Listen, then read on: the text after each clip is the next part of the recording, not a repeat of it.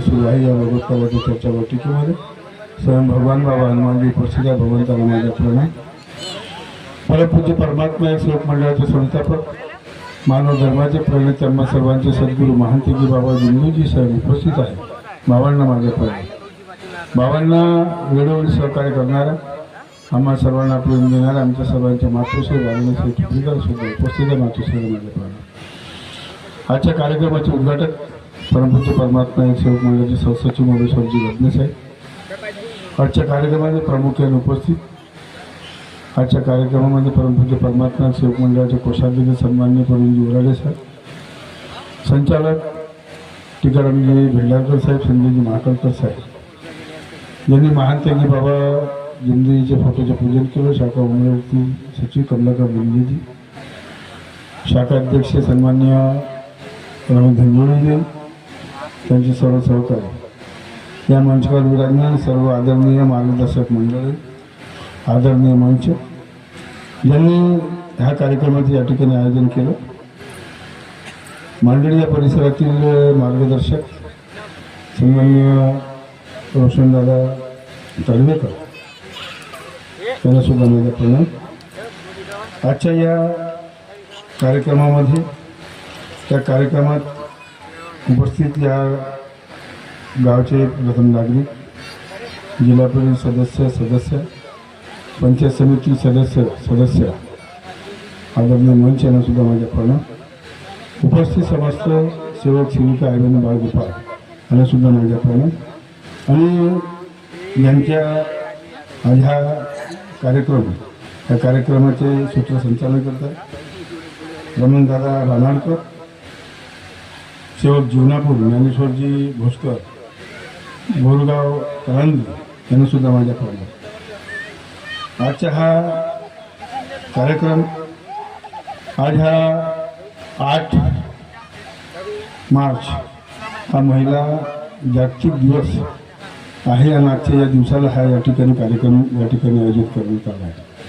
म्हणून आज या ठिकाणी महिलांना सुद्धा या ठिकाणी प्राधान्य देण्यात आलं आहे. आणि माझ्या माहितीप्रमाणे हा ज्या महिला दिनाच्या जागतिक हा 3रा किंवा 4था कार्यक्रम आहे हा. आणि हा कार्यक्रमाच्या माध्यमातून एक हिरस सुद्धा सुटतो. हिरस म्हणजे कसा, एक पहिला कार्यक्रम तिरोडा जिल्ह्यामध्ये झाला होता, तो याच दिवशी होता 8 मार्च. पूर्ण टोटल महिला घेतल्या होत्या. फक्त उद्घाटक म्हणजे बाबाच्या फोटोचे पूजन आणि अध्यक्ष, बाकी पूर्ण महिला. आणि त्याचे वैशिष्ट्य ते होतं, तो गाव चांगलंच गाव आहे त्या तिरोड्यामध्ये, लहान गाव.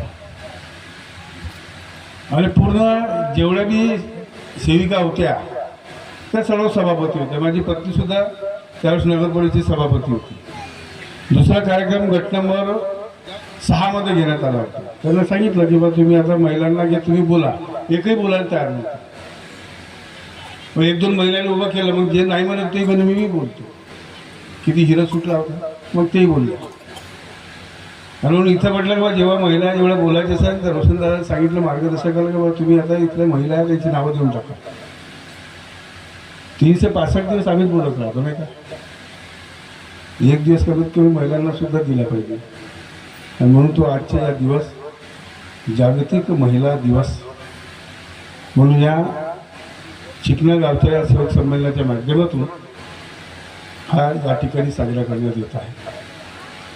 अनेक महिला या ठिकाणी गेल्या, जसं राष्ट्रमाता, राजमाता, मासाहेब जिजाऊ, पुण्यश्लोक अहिल्यादेवी होळकर, झाशीची राणी लक्ष्मीबाई, क्रांतिज्योती सावित्रीबाई फुले, स्वर कोकिळा लता मंगेशकर, अनाथाची माय सिंधुताई सपकाळ, आणि त्याच्या आधी या देशाच्या पंतप्रधान स्वर्गीय इंदिरा गांधी, याच्या आधी राष्ट्रपती प्रतिभाताई पाटील या देशाच्या राष्ट्रपती होत्या. आज या राष्ट्रपती आहे द्रौपदी मुर्मू मॅडम आणि मदर टेरेसा आणि आमच्या रमाबाई आंबेडकर. हा ज्या दिग्गज महिला त्या देशामध्ये होऊन गेल्या, अनेक PT उषासारखे अजून आहेत धावपटू, ज्यांनी या देशाचे नाव उज्ज्वल केलं आहे. आणि म्हणून हा जागतिक महिला दिवसाच्या आपल्या सर्वांना आदरणीय मी अभिनंदन करतो आहे आणि मी माझ्या शब्दाला या ठिकाणी सुरुवात करतो आहे. आपण या मार्गात आलो, मार्गात याच्या आधी आपण सर्व दुःखी होतो. कोणाला TB, कॅन्सर, महारोग असेल तर रोग घेऊन आपण या मार्गामध्ये आलो. आणि बाबांनी सांगितलं की तू तुझी सांग, म्हणजे आपण मार्गात कशा करता आलो हे फक्त आम्हाला सांगायचे आहे, असं बाबाचे शब्द होते. परंतु एक पांढरवडीमध्ये असा प्रकार घडला. आदरणीय मार्गदर्शक मंडळी, हा कोणाला टोचून किंवा देशाच्या भावनेचा हा विषय नाही. बाबांनी सांगितलं का तू मार्गामध्ये कशा करता आला, जे दुःख आले ते दुःख सांगा आणि बसा. आमचे पांढरवडीमध्ये सेवक संमेलन होता. मनोहरजी देशमुख साहेब माझ्यासोबत 11 वर्षापासून, त्याच्या आधी होते, 11 वर्षापासून होते. परंतु मी त्यांना कधी असं म्हणताना पाहिलं नाही की साहेब मी बोलतो, कधीच म्हणत नाही. जाऊ द्या ना साहेब. त्या दिवशी त्याच्याच गटातला कार्यक्रम होता आणि साहेब एक सेवक, आता स्वतःला कसं आहे, खूप शिकलेले लोक आहे, लाखो रुपये पगार मिळते नाही का, एक अहंकार बी निर्माण होऊन जाते लोकांमध्ये. तो बसला होता आणि त्याच्या पाठीमागे त्याचा मुलगा बसला होता. आणि तो सेवक काय म्हणतात, आता हा उभा झाला म्हणतात. शब्द कसा हा उभा झाला, आता हा का सांगणार, आपली सांगणार, आपली नाही तर तुझ्या घरची सांगणार आहे का? आज मी माझी नाही सांगितलं का तुमच्या घरची सांगणार आहे का?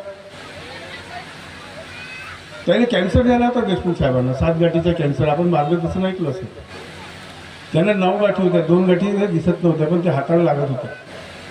परंतु त्या 7 गाठीचा कॅन्सर महंतजी बाबा जुमजीच्या जो आपण ज्योत लावतो त्या ज्योतीच्या तेलाने दुरुस्ती झाला. आणि तो म्हणते तो आपली सांगा म्हणतात, सांग कशी शब्दाचे प्रहार करतात.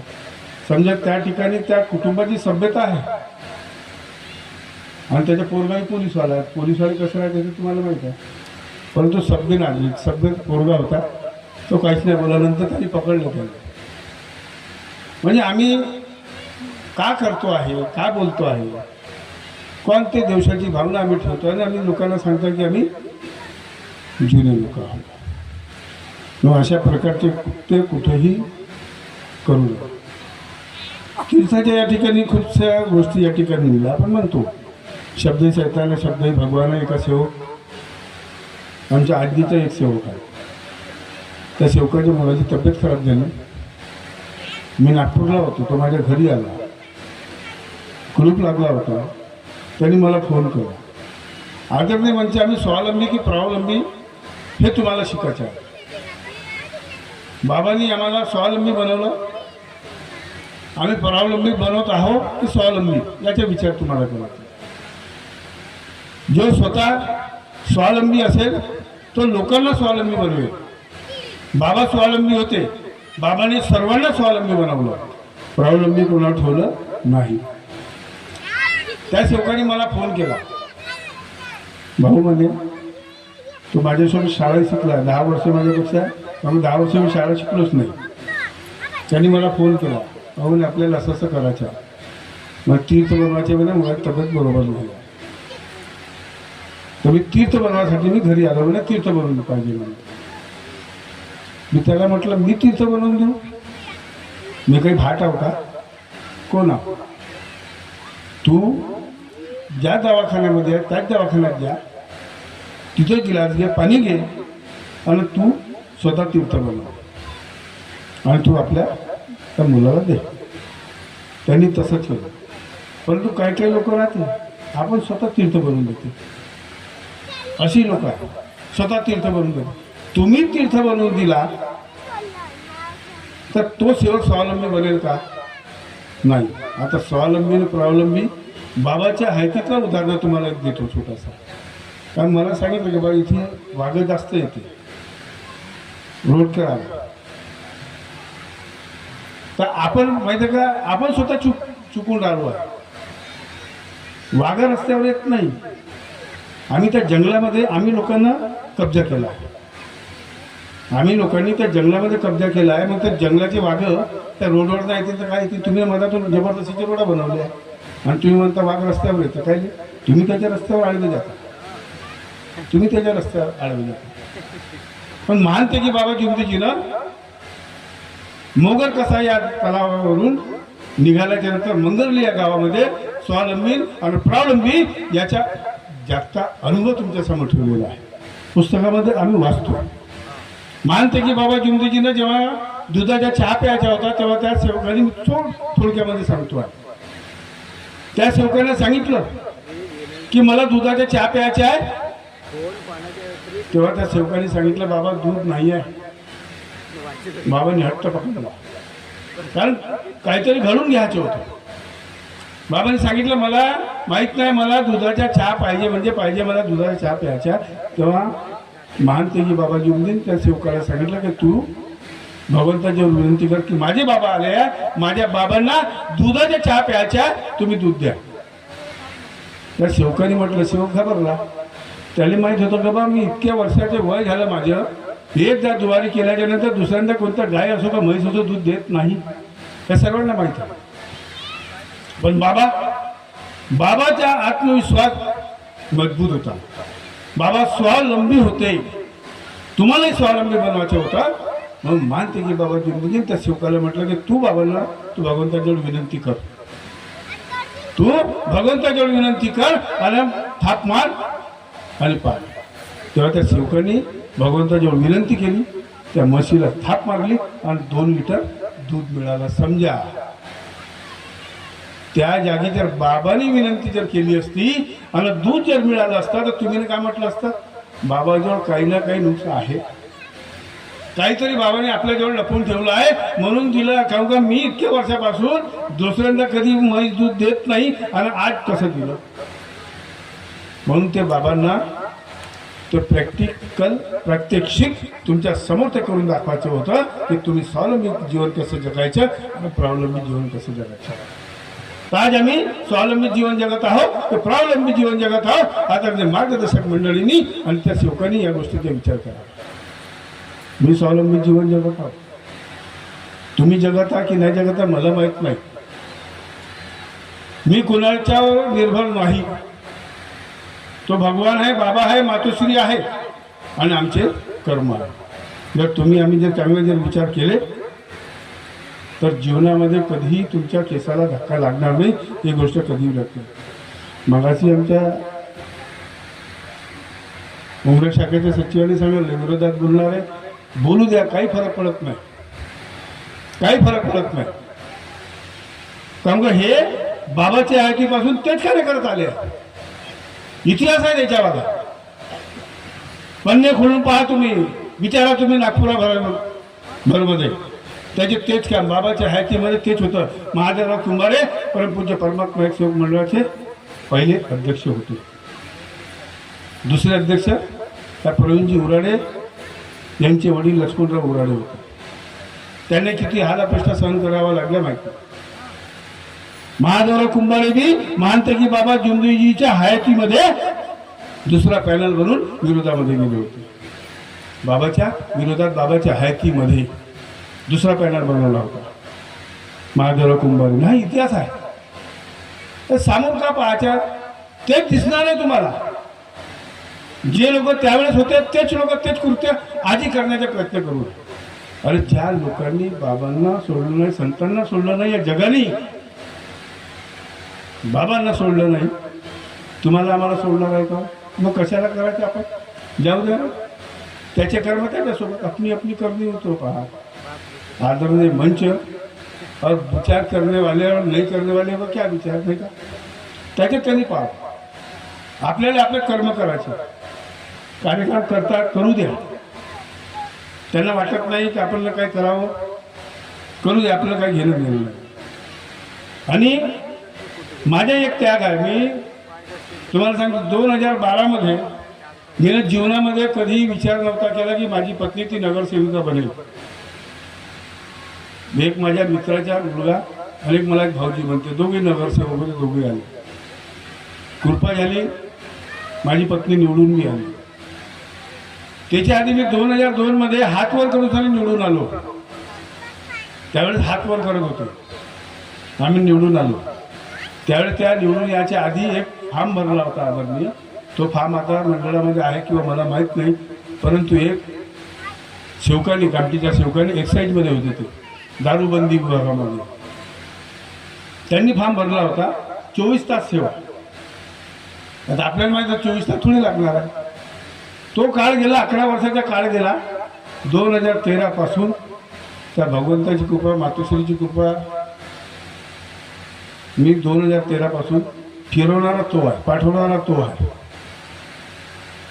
आणि माझा त्याग आहे की जोपर्यंत जीवाजीवा जोपर्यंत चालतं आहे, जोपर्यंत भगवान माझ्याकडून करून घेत आहे, तोपर्यंत मी तो भगवत कार्य करण्याचा प्रयत्न करत आहो आणि करत राहील मरेपर्यंत. मला कोणाची काही काळजी नाही, कोणाची काही घेणं देणं नाही आहे. मी माझे करतो, माझे खातो. परंतु जीवनामध्ये मला कोणत्याही गोष्टीची कुठेही कमी पडली नाही. दिवसेंदिवस भगवत कार्यामध्ये तर सोडा, परंतु माझ्या प्रपंचामध्ये, गृहस्थीमध्ये सुद्धा हळूहळू वाढ होत गेला आहे, वाढत गेलो आहे, कमी झालो नाही आहे. हां, लोकांच्या झुरणं जास्त झालं आहे, पण माझ्या परिवारामध्ये कुठेही फरक पडला नाही. तुम्हीही प्रयत्न करा, जीवनात तुमच्या कुटुंबामध्ये काही फरक पडणार नाही. किती फिरा तुम्ही. मी आता म्हणतो आपण फिरा चारी धाम दुनिया पाहिजे, अशी कृपा सेवकांनो या जगामध्ये नाही, खरोखर नाही आहे. तुम्ही फिरले सर, मी शिर्डी, शेगाव, पंढरपूर, देऊ, आळंदी सर्व फिरलो. शाळा शिकलो, कॉलेजमध्ये गेलो, शिक्षक झालो, पुष्कळ फिरलो. परंतु मला अशी कृपा, बाबासारखा संत या जगाच्या पृथ्वी तलावर कुठेही मला दिसला नाही. आणि म्हणून मी कोणाची काही काळजी करत नाही. आपण आपले कार्य करणं, आपले कर्म करत राहतो. लोक सांगतात भत्ता भेटते का? हो साहेब, सांगतो तुम्हाला.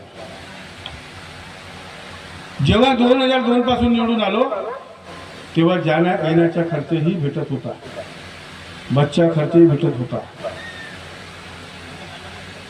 आम्ही तर कधी केलाच नाही, घेतलंही नाही. पण लोकांनी चांगले शिक्षित होते, नोकरीवाले होते, भक्तही तयार करत होते. परंतु त्या गोष्टीचा विरोध ह्या राजू बदनकर विरोध केला होता. त्यावेळेस घेत होते भक्त. 2013 पासून आलो, कोणी पुन्हा भत्ता घेत नाही, ना जाण्या येण्याचा काही खर्च कोणीही घेत नाही. आमच्या विरोध, आमचे संचालक मंडळ विरोधामध्ये आहे, तुम्हाला माहीत आहे. परंतु कोणीच घेत नाही, कोणी 1 रुपयाही घेत नाही. फक्त जो गाडी आहे भवनामध्ये जाऊन चहा पाणी, नाश्ता पाणी जो होत असेल तेवढा, बाकी कोणी पैसा घेत नाही, कोणी भत्ता घेत नाही. ही सेवा निष्काम होती आहे आणि राहणार आहे. आणि म्हणून लोकांच्या आहे. पहिले बदनाम केलं कसं, अध्यक्षाला 10,000 रुपये वेगळे दिले जाते म्हणजे कार्यक्रमाला. आता रोशनदादा तुकाराम तळवेकर यांनी माहीत ना किती पैसे दिले. बदनामी करणारे लोक करतात, त्यात काही विषय नाही आहे. परंतु त्याला जुमानून आपण आपले भगवत कार्य थांबवायचे अजिबात नाही, अजिबात नाही. बिलकुल निडरतेने आपले कामं करायचे. म्हणून कुठेला कोणाबद्दल आमच्या ह्या आदरणीय मार्गदर्शक मंडळी आहे या ठिकाणी, यांनाही मंडळ कोणताही पगार देत नाही. ते इमाने इतबारे काम करत आहे, कुणी वेगळ्या पद्धतीने करत आहे. सेवकांना लुबाडण्याचे बी कामं करत आहे, खोटं बोलण्याचे कामं करत आहे. सेवकाकडून, साध्या कार्याकडून पैसा बी घेण्याचे, लुबाडण्याचे कामं करत आहे. बिमार झाला काम, उदाहरणं द्यायची झाल्यास भयंकर उदाहरणं आमच्याकडे पुरावे सहित सर्व काही आहे. कोणाकडे असेल नसेल माहीत नाही, परंतु मंडळामध्ये सर्व पुरावे सुरक्षितपणे ठेवलेले आहे. कोणी कसं कारस्थान केलं, काय केलं. आजकाल तर लोक कसं आहे, इकडे बी छाप ठेवते आणि तिकडे बी छाप ठेवते. याच्यासोबत मी जाऊन चाय पिते, त्याच्यासोबत मी चाय पिते. परंतु हा विचार नाही, भूमिका करायची असेल तर तटस्थ करा. मर्यादा है भगवत नाम पर, व्यक्ति के नाम पर नहीं. कोणत्याही व्यक्तीच्या नावाने अजिबात करू नका. तुम्ही जर समजा कोणावर दोषारोपण करत असाल जर तो दोषी असेल तर ठीक आहे, आणि नसेल तर त्याचा परिणाम तुमच्या कुटुंबावर होणार आहे, ही गोष्ट लक्षात ठेवा.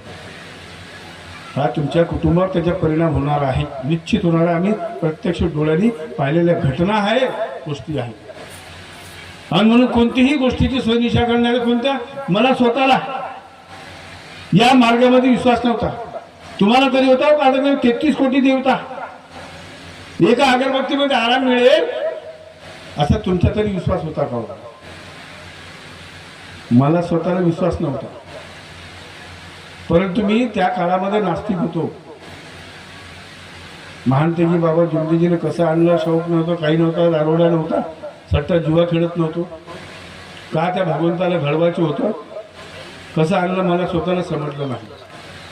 हे कृपा आहे त्याची, ही कृपा त्याची आहे. 13 मध्ये निवडून आलो, पुन्हा 2018 मध्ये पुन्हा आलो. हे कृपा त्याची आहे. तुम्ही फक्त कार्य करा. कोणत्याही लोकांची सहनिशा करा. लोक म्हणते बघा, आता काही काही लोक नोकरी करते, नोकरी केली, रिटायर झाले, पेन्शन भेटली. नोकरी रिटायर झाले त्या लोकांना पेन्शन चालू आहे, आणि मंडळाचे पदाधिकारी आणि मार्गदर्शक लोक त्यांना टेन्शन चालू आहे. याला पेन्शन भेटते का? नाही भेटणार आहे. आता यांनी कार्यक्रम घेतला, कार्यक्रम झाला, कार्यक्रम आटोपला गेल्यानंतर हिशोब करा आणि पैसे मंडळामध्ये देऊन देत. काही लोक मंडळ यायचाही विरोध करते, याचाही विरोध करते. मग पैसे कमी पडले तर मंडळ देईन का? आता हे कोण करते? जे लोक या कार्यक्रमाच्या माध्यमातून, अशा कार्यक्रमाच्या माध्यमातून पैसे दाबण्याचे कामं करते, त्याच्याच मुखातून हे शब्द निघते, बाकीच्या मुखातून निघत नाही. जो इमानदार असेल, झाला 2 दिवसामध्ये हिशोब झाला, 3ऱ्या दिवशी मंडळामध्ये सरळ जातात आणि पैसा देऊन टाकतात, विषय खतम होऊन.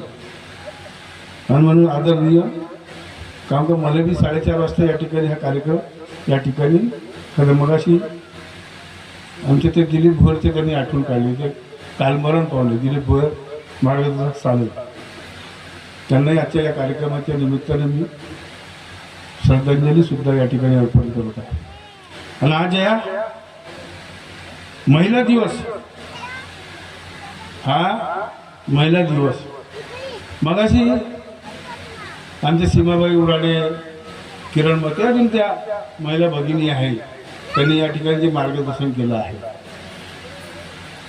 ते खरोखर ते मार्गदर्शन जो आहे, आपापले अनुभव, जीवनामध्ये ज्या गोष्टी घडणाऱ्या घटना आहेत, त्या घटना तुमच्या आमच्या समोर ठेवणे हा आमच्या सर्वांचे आद्य कर्तव्य आहे. आणि सेवा आम्ही ही पाहत आहे, ह्या मार्गाची सेवा निष्काम सेवा आहे. ह्या मार्गाची प्रगती, हा मार्गाचा भगवान बाबा हनुमानजी हा सदैव टिकून राहणार आहे, तुमच्या आमच्यामुळे नाही. तर महानतेजी बाबा जोगजीनं केलेली निष्काम आणि निस्वार्थ सेवा, त्याच्यामुळे ही शक्ती सदैव टिकून राहणार आहे. तुम्ही किती काही केलं, भगवान तुमच्यासोबत राहते. चांगले कर्म केले, लोक सांगतात, जर आम्ही चांगलं कर्म केले तर भगवान पाहते, आणि वाईट कर्म केले तर कोण पाहते? तो बी तर भगवानच पाहते ना. एका मंदिरामध्ये आम्ही गेलो होतो MP मध्ये, आमचे शंकरचे टेंबरेचे मार्गदर्शक आमच्यासोबत 3 दिवसाच्या उराडी साहेब वगैरे सब होते. आम्ही एका मंदिरामध्ये गेलो, जास्त वयाचे साधू नव्हते, साफ सुथरा बिलकुल दाढी वळी बनवलेली, आणि एक फोटो टाकली होती तिथं, आणि त्या तिथे लिहिलेलं होतं, आता तर प्रत्येक घराला CCTV कॅमेरे आहे.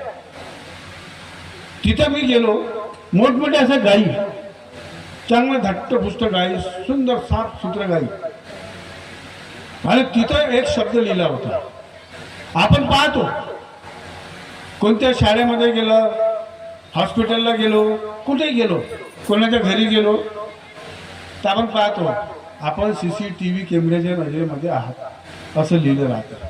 तुम्ही या ठिकाणी आदरणीय मार्गदर्शक मंडळीने, तुम्ही या ठिकाणी बसल्या, तुम्ही कोणत्या CCTV कॅमेऱ्याच्या नजरेमध्ये आहात? तुम्ही तिथं का करून राहिले काही दिसणार नाही, परंतु त्याच्यावर स्क्रीनवर दिसून जाईल. बरोबर आहे. आणि कुठे स्क्रीनच नाही आहे तर तिथं काय दिसणार आहे. आणि तिथं लिहिलं होतं आप भगवान के नजरों में हो.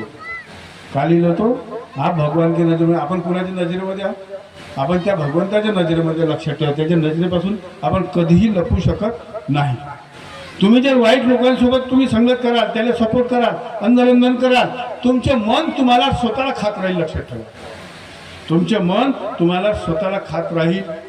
तुमचे मन कधी गवा देणार नाही. लक्षात ठेवा. म्हणून असे कार्य करा की जेणेकरून आम्ही त्या चांगल्या कार्याच्या लोकांना सहकार्य करावं. मंडळ होता आहे आणि राहणार आहे. जे लोक मंडळाचे गावागावाचे तुकडे केलेले आहे आमच्याकडे सर्व आहे, परंतु आम्हाला त्याच्याशी काही घेणं देणं नाही. आम्हाला घेणं देणं आहे त्या मंडळाच्या कार्याशी.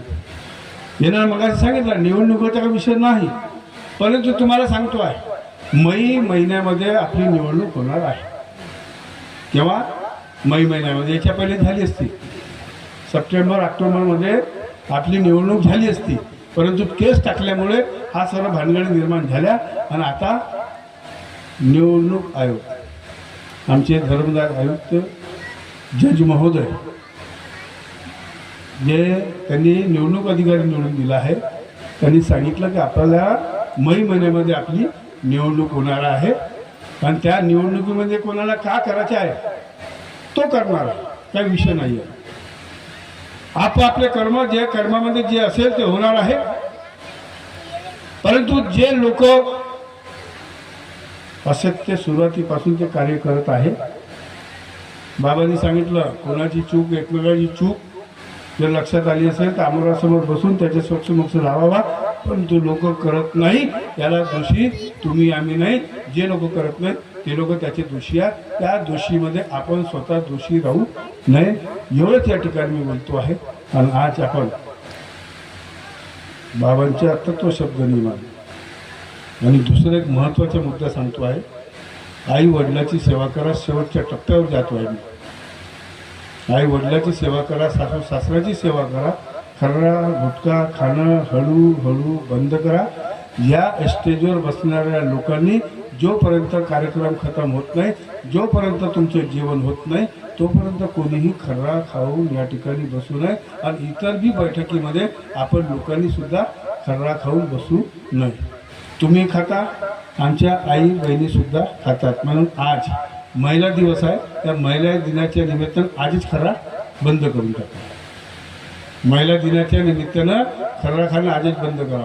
आई वडिलांची सेवा करा. माणसानी माणसाशी माणसासारखं वागावं. जे लोक आई वडिलांसोबत माणसासारखे वागत नाही, आई वडिलांची सेवा करत नाही, आम्ही म्हणतो आम्ही मानव धर्माचे सेवक आहो, मानव धर्माचे पुजारी आहो. आणि मानव धर्माचे पुजारी असताना आई वडिलांची जी सेवा करत नाही, जे सून सासू सासऱ्याची सेवा करत नाही, अशा लोकांशी सुद्धा संबंध विच्छेद करावा, असं आजच्या या महिला दिनाच्या निमित्तानं आपल्या सर्वांना आग्रहाची विनंती करतो आणि आवाहन करतो आहे. कारण आमचे मायबाप आमचे आराध्य दैवत आहे. त्यांनी आम्हाला जन्माला घातलं, चालायला शिकवलं, बोलायला शिकवलं, शिक्षण दिलं, नोकरी लावून दिली. आम्ही आमच्या प्रत्यक्ष डोळ्यांनी पाहतो आहे. चांगले चांगले लोक मायबापाची सेवा करत नाही. जोपर्यंत पेन्शन मिळत नाही तोपर्यंत ते सून आपल्या सासऱ्याला चहा सुद्धा देत नाही. एवढी गलिच्छ गोष्टी आमच्या या धर्मामध्ये घडत आहेत. आमच्या या धर्मामध्ये घडत अशा लोकांच्या, अशा समाज कंटकांचा आपण बहिष्कार सुद्धा टाकला पाहिजे, जेणेकरून येणाऱ्या पिढीमध्ये तुमच्या आमच्या सोबत सुद्धा असं व्यवहार कधी झाला नाही पाहिजे. आणि जिवंतपणी कोणत्याही आई वडिलांनी आपली प्रॉपर्टी आपल्या मुलाच्या नावानं अजिबात करू नये. जिवंतपणी कोणीही करू नये, लक्षात ठेवा.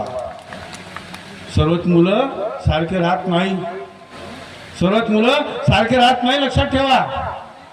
परंतु आम्ही पाहतोय समाजामध्ये चांगले चांगले लोक ज्यांनी शेती विकली, घरदार विकला, मुलांना नोकरी लावून दिली. आणि जेव्हा पालन पोषणाच्या प्रसंग आला तेव्हा आपल्या आई वडिलांना पोसू सुद्धा शकलं नाही. श्रीमंत लोकांची मुलं बाप त्या वृद्धाश्रममध्ये आहे आणि गरिबाची मुलं त्या अनाथ आश्रमामध्ये आहे. गरिबाची मुलं त्या अनाथ आश्रमामध्ये. सिंधुताई सपकाळ तिनं कितीतरी मुलांच्या ते आधारस्तंभ आहे, निराधारीची माय सिंधुताई सपकाळ. तिच्या पतिदेवानं तिला सोडलं आणि जेव्हा पतिदेव तिच्या जवळ आला तेव्हा तिने म्हटलं मी तुला पोचतो, परंतु मुलगा बनून पोचतोय. अशा सिंधुताई सपकाळ सारख्या तुम्ही लोकही बनू शकता, काही कमी नाही आहे. आणि म्हणून आई वडिलांची सेवा करणं अत्यंत गरजेचे आहे. सासू सासऱ्याची सेवा, सुननं सासू सासऱ्याची सेवा करावी. त्या सुननं त्या सासू सासऱ्याला आई आणि वडिलाचा दर्जा द्यावा आणि त्या सुननं आणि त्या सासूनं त्या सुनाला मुलीचा दर्जा द्यावा. ही गोष्ट लक्षात ठेवा. भांडणं होणार आहे, वादविवाद होणार आहे, वादविवाद होणार यात दुमत नाही आहे. आणि आजच्या दिवशी महिलांसोबत कोणीही खाजवू नका. तुम्हाला आज तर इथं जेवण देऊन दे, रोशनी तळेकर त्याचे 25 गावं मिळून तुम्हाला जेवण भेटणार आहे, पण उद्या भेटणार नाही. आता माझ्या काही नाही, माझी पत्नी माझ्या नातवासोबत गेली आहे गुजरात, काही विषय नाही माझ्या गावात, मला ते भेटणार आहे जेवण, तुम्ही तुमचं पाहून टाका. कारण म्हणून आज स्त्रियांनी मुलांना पतिदेवाला वाईट शब्दात बोलवणे पुरुषांनी का करावे, तेच नियम पुरुषांना सुद्धा लागू आहे. म्हणून त्यांनी पुरुषांनी आपल्या अर्धांगीला, आपल्या पत्नीला, आपल्या लक्ष्मीला शिवीगाळ करू नये, तिचा अनादर सुद्धा करू नये. कुणाच्या या प्रसंगी एवढंच बोलतो. आणि आपण या ठिकाणी आम्हाला बोललो, आमच्या आदर सत्कार केला. असंच आपण प्रत्येक गावागावामध्ये दरवर्षी कार्यक्रम घ्यावा, आम्हाला बोलवावं, आम्ही कार्यक्रम देऊयात, दुमत नाही. आणि असाच या मानव धर्माचा प्रचार प्रसार करावा. आणि जे समाजकंटक लोक आहे, जे मंडळाच्या विरोधात जातात, विरोधात बोलतात, चोरी करणे जेवढा गुन्हा आहे त्याच्यापेक्षा जास्त पाहणे हा त्याच्यापेक्षा जास्त गुन्हा. ही गोष्ट कधीही लक्षात ठेवा. एक खोटं बोलत असेल, काही उलट सीधं बोलत असेल आणि तो दुसरा जर ऐकत असेल तर गुन्हेगार तो राहणार आहे. आपण सर्वांनी या गोष्टीकडे लक्ष द्यावं. आणि म्हणून या ठिकाणी आज एवढंच बोलतो, कारण हा जंगलाचा भाग आहे, नाही तर 5:30-6 वाजेपर्यंत हा कार्यक्रम चालला असता. अजून काही महिला किंवा आमचे आदरणीय मार्गदर्शक मंडळी होते, त्यांचंसुद्धा या ठिकाणी मार्गदर्शन या ठिकाणी झालं असतं. पण म्हणून या ठिकाणी जास्त काही बोलत नाही. आणि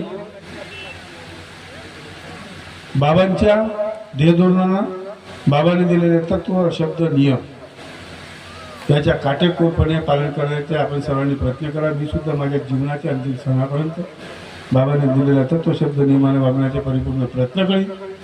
आणि एवढंच बोलतो. आणि पुनश्च एकदा आज ह्या महिला जागतिक दिनांच्या आपल्या सर्वांना शुभेच्छा देऊन आपल्या शब्दाला विराम घेतो. धन्यवाद सर्वांना. माझ्या नमस्कार. धन्यवाद साहेब. औषध जरी कडू असली मात्र रोगावर उपचार तीच करते.